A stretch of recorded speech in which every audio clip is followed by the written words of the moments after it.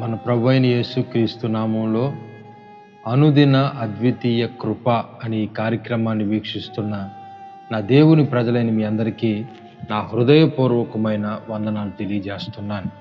మీ అందరికీ వందనాలు. దేవునికి స్తోత్రం కలుగునుగాక. ఆయన అత్యున్నతమైన హస్తం ఈ దినమంతా మీకు తోడుగా ఉండి నడిపించునుగాక.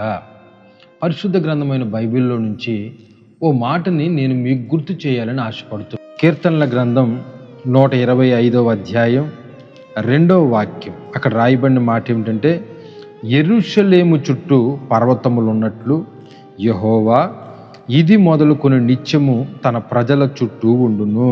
చాలు. ఈ చదవబడిన వాక్య భాగాన్ని గమనించగలిగితే అక్కడ రాయబడిన మాట ఏమిటంటే, యెరూషలేము చుట్టూ ప్రాకారాలు ఉన్నట్లు. సాధారణంగా ప్రతి దానికి ప్రాకారం అనేది చాలా ప్రాముఖ్యమైనది.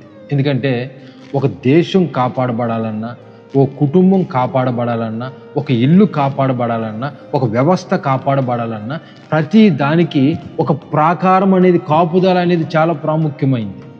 అయితే మనం బైబిల్లో గమనిస్తే ఒకసారి తండ్రి అయిన దేవుడు సాతానుతో అంటున్నాడు, సాతాను, నా కుమారుడైన యోబు సంగతి ఆలోచించావా నువ్వు అని అంటే, అయ్యా ఆలోచించానయ్యా, చాలాసార్లు అతని మీద నేను ఏదో ఒకటి చేయాలని ప్రయత్నం చేశాను, అతను పాడు చేయాలని చూశాను, అతని కీడు చేయాలని చూశాను, అతనికి అపాయం కలుగు చేయాలని చూశాను. కానీ నువ్వు ఆయన చుట్టూ ఒక ప్రాకారాన్ని వేసావుగా.